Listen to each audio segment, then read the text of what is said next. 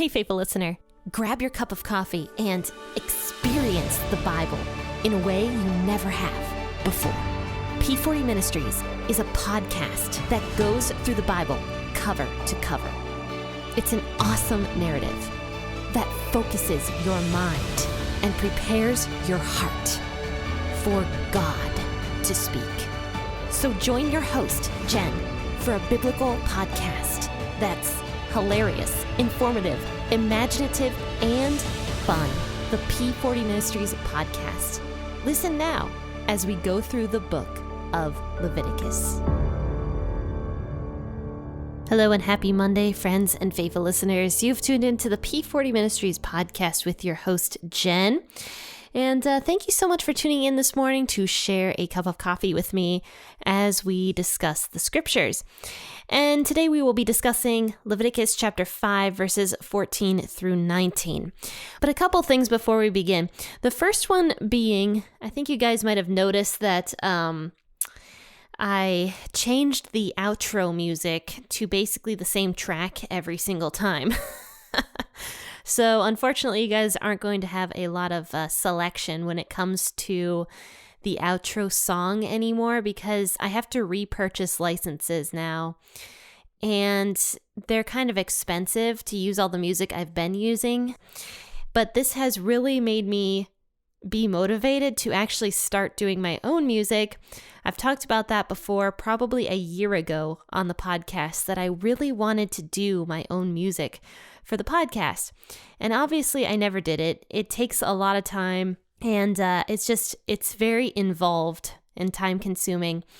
So I haven't done it, but I do want to reconsider doing that again and think about that. So then I don't ever have to pay for music ever again and I can just use my own stuff. And that would be really helpful to me.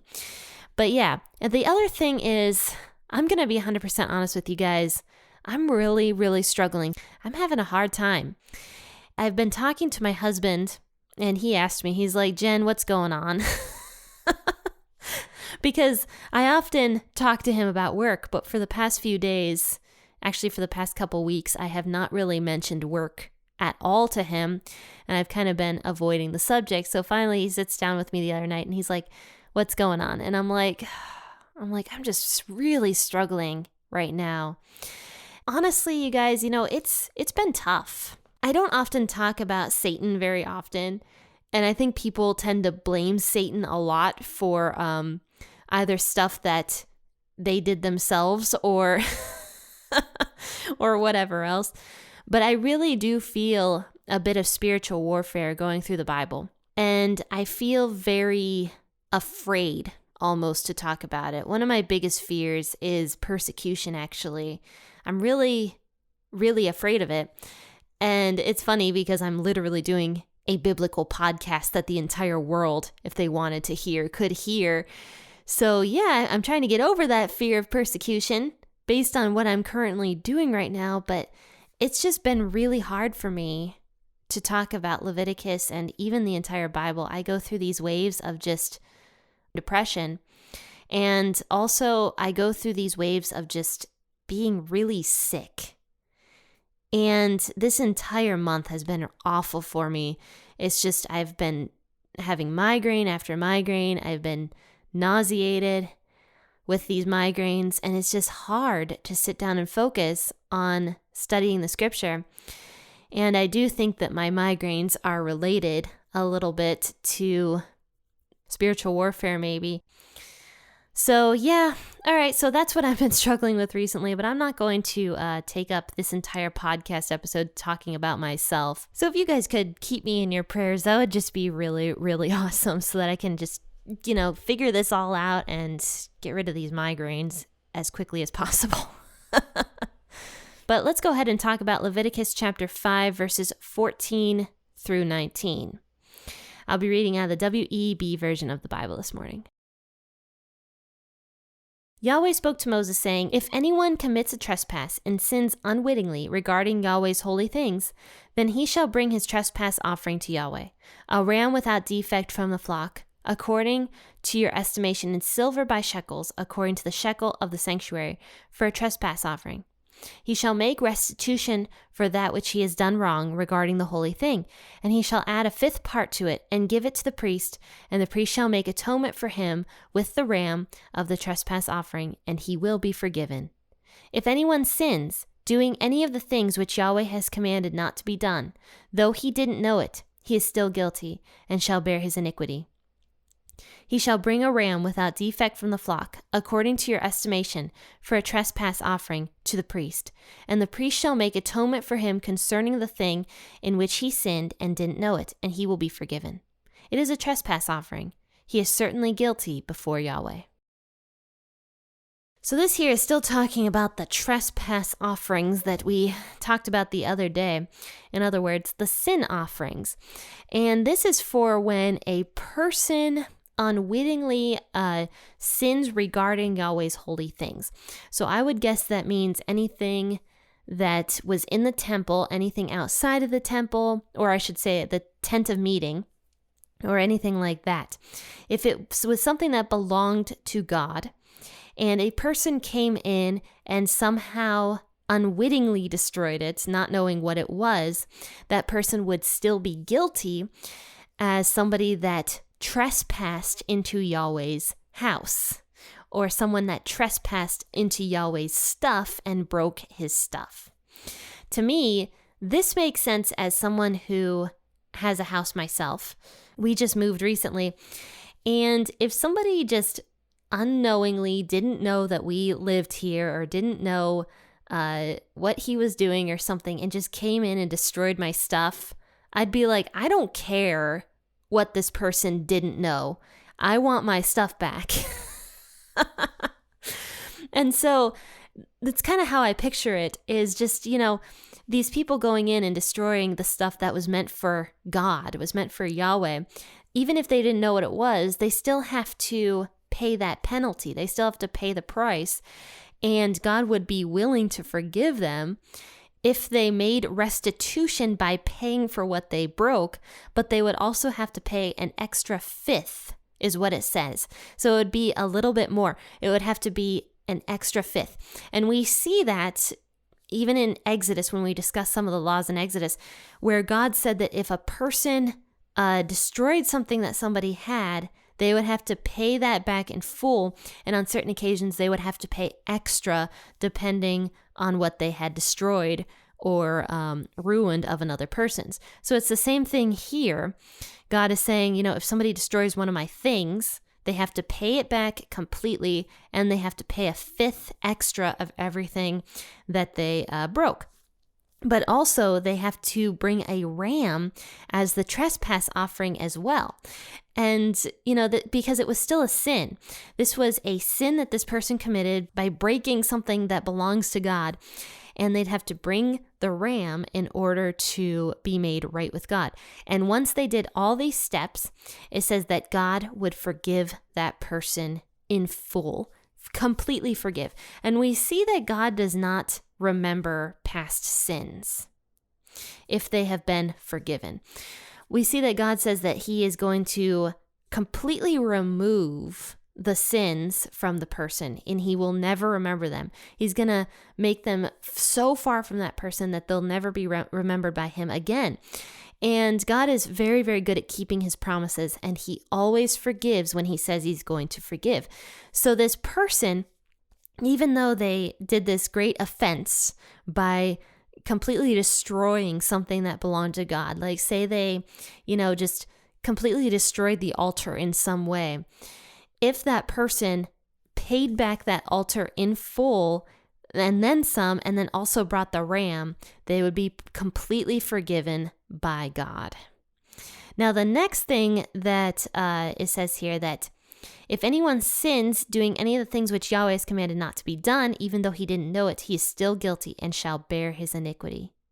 And then kind of the same thing here. He has to bring a ram, and he has to present this trespass offering to the priest, and then the priest will make atonement for him concerning this sin that he did without knowing that he did it.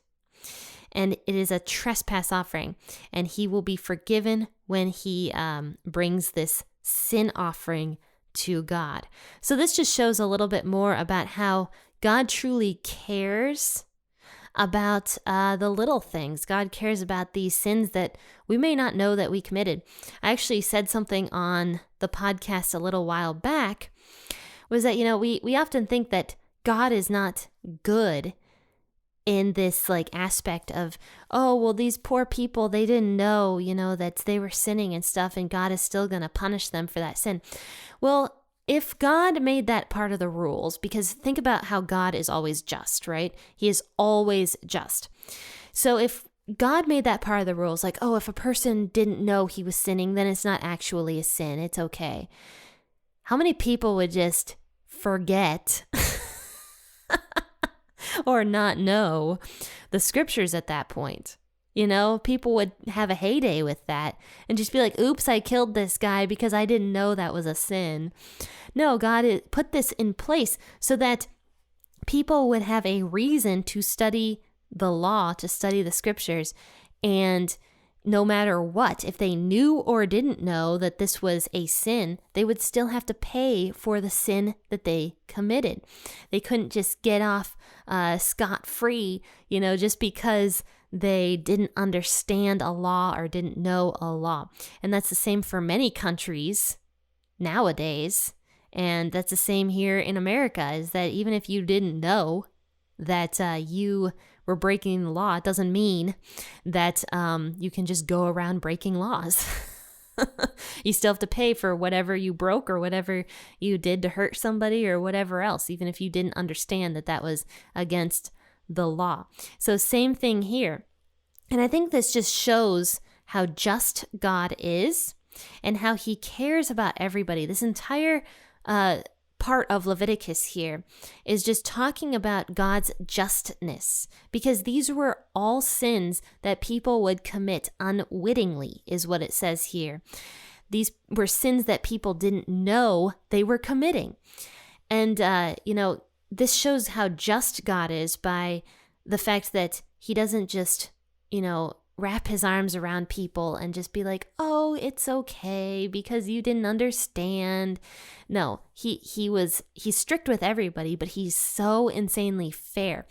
And I was talking to the guy I work with at church. His name's Mark. He's been on the podcast before. And I was talking about how I'm going through the book of Leviticus, and I was actually discussing with him some of the struggles I've been having. And he's like, I can understand why you're struggling.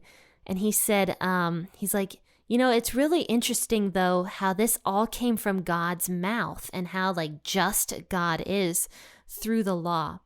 And that hit me when he said that, because I was many years ago, as I was discovering my own kind of faith, I suppose, I used to think all the time, I'm just like, man, I wish God would just tell me the right thing to do all the time so then I never would have to guess and I would never sin.